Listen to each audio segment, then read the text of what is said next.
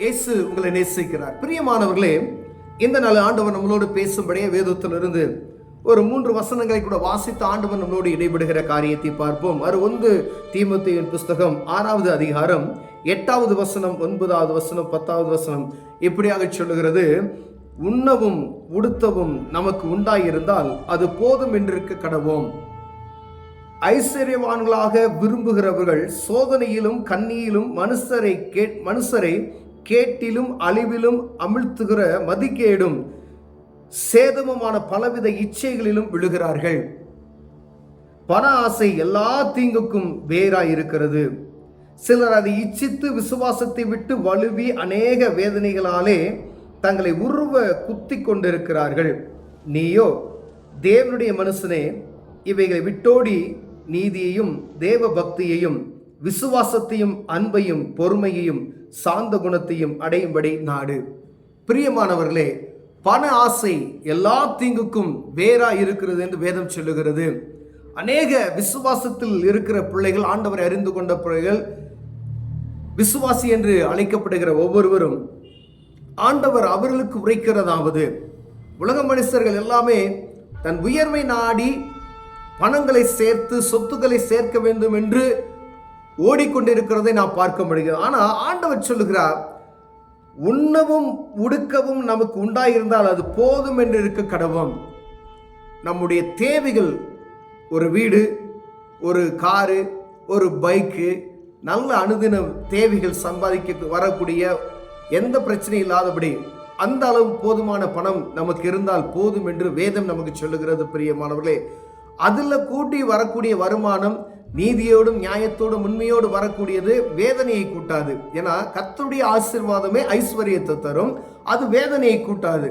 மற்றவங்களுடைய சொத்தை அடிச்சு பிடுங்கிறது, மற்றவங்களுடைய காரியங்களை அபகரிக்கிறது, இப்படிப்பட்டதான காரியங்கள்லாம் வேதனையை கூட்டும், அது சாபமாய் மாறிவிடும் என்பதற்கு ஆண்டவர் சொல்லுகிறார். ஏன் அப்படின்னா, ஐஸ்வர்யவான்களாக விரும்புகிறவர்கள் செய்யக்கூடிய காரியங்களை வேதம் தெளிவாக எழுதியிருக்கிறது. ஏன்னா நீ பணக்காரன், பணத்துக்கு மேல பணம், வீடுக்கு மேல வீடு, மாடிக்கு மேல மாறி, எனக்கு அங்கே எல்லா இடத்துலையும் எஸ்டேட் இருக்கணும், எல்லா ஊர்லேயும் எல்லா நாட்டிலையும் எனக்கு பேங்க் அக்கௌண்ட் இருக்கணும் அப்படின்னு சொல்லி நினைக்கிறவங்க, அப்படிப்பட்ட ஆளுகள் சோதனையிலும் கண்ணியிலும் விழுவார்களாம்.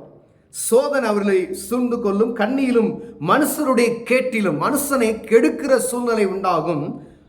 மதிகேடும் சேதவுமான பலவிதமான இச்சைகளில் விழுவார்கள்.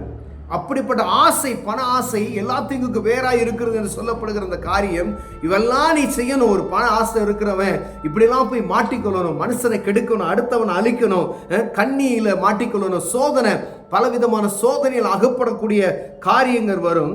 அதுக்கு தான் பண ஆசை எல்லா தீங்குக்கும் வேறாய் இருக்கிறது என்று வேதம் சொல்லுகிறது. பிரியமானவர்களே, சிலர் அதை இச்சித்து விசுவாசத்தை விட்டு வழுவி அநேக வேதனைகளாலே தங்களை உருவ குத்தி கொண்டு இருக்கிறார்கள்.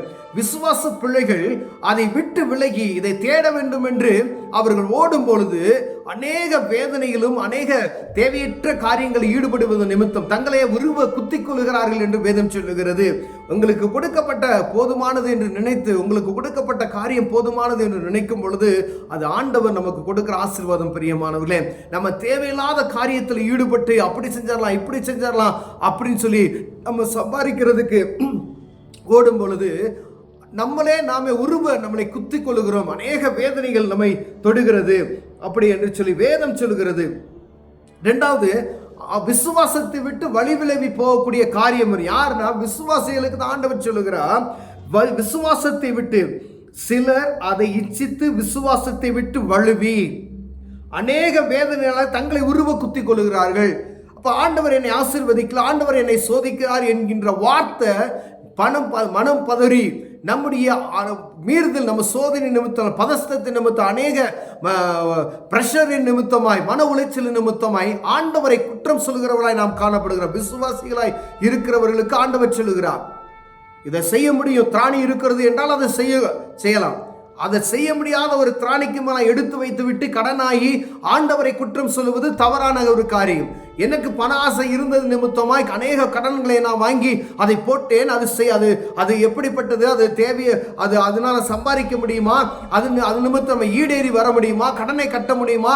அப்படின்ற எல்லா விதத்திலையும் ஒரு விசுவாசியானவர் சோதித்து அதை அறிந்து செயல்படும்படி ஆண்டவர் அழைக்கிறார். பண ஆசை நிமித்தமாய் விசுவாசத்தை விட்டு வழிவிலகக்கூடிய காரியங்கள் அநேகம் உண்டு. தாங்களே உருவ குத்திக் கொள்கிறார்கள் என்று வேதம் சொல்லுகிறது. பிரியமானவர்களே, நீயோ தேவனுடைய மனுஷனே, இவைகளை விட்டோடி நீதியும் தேவ பக்தியும் விசுவாசத்தையும் அன்பையும் பொறுமையும் சாந்த குணத்தையும் அடையும்படி நாடு. ஒரு விசுவாசிக்கு ஆண்டவர் சொல்லுகிறார், பண ஆசை வேணாம், உனக்கு போதும் என்பதை அதோட நிறுத்திக்க. மேல ரொம்ப அநியாய அளவுக்கு மீறி நீ சம்பாதிக்கணும்னு ஆசைப்படாத. நீயோ தேவனுடைய மனுஷனே, இவைகளை விட்டோடி நீதியையும் தேவ பக்தியும் விசுவாசத்தையும் அன்பையும் பொறுமையும் சாந்த குணத்தையும் அடையும்படி நாடு. இது மன ரம்மியமா இருந்துக்கலாம் அப்படின்னு சொல்லி ஆண்டவர் சொல்லுகிறார். ஒருவேளை 1 லட்சம் ரூபாய் இருந்து ஒரு வியாபாரத்தை ஆரம்பிக்க முடியும்னா அதை ஆரம்பிக்கலாம். உங்க கையில 10 லட்சம் ரூபாய் இருக்கு, 10 லட்சம் ரூபாய் வியாபாரத்தை ஆரம்பிக்க ஆண்டவர் உங்களுக்கு உதவி செய்வார். ஒருவேளை 1 கோடி ரூபாய் பணம் இருக்கு, அதை கொண்டு ஒரு வியாபாரத்தை ஆரம்பிக்கணும்னு சொல்லி ஆண்டவர் உங்களுக்கு உதவி செய்ய அதை செய்யலாம். நீங்க 1 லட்சம் ரூபாயை வைத்துக் கொண்டு 1 கோடி ரூபாய்க்கு உள்ள ப்ராஜெக்ட் நம்ம போடும் பொழுது இது பண ஆசையை உண்டாக்கக்கூடிய ஒரு காரியம். இதில் நான் அப்படி செஞ்சிருவேன் அப்படின்னு சொல்லி கையில கடனை வாங்கி ஓவரா அதுல நம்ம இன்வெஸ்ட்மெண்ட் பண்ணி அது நிமித்தம் வரக்கூடிய வேதனைகளை நம்ம என்ன செய்வோம்? விசுவாசத்தை விட்டு வழிவிழிப்பு போக செய்யும். நாமளே உருவ குத்தக்கூடிய ஒரு சூழ்நிலை உண்டாகும். அதுக்கு தான் செய்யறோம். எங்க அன்பு?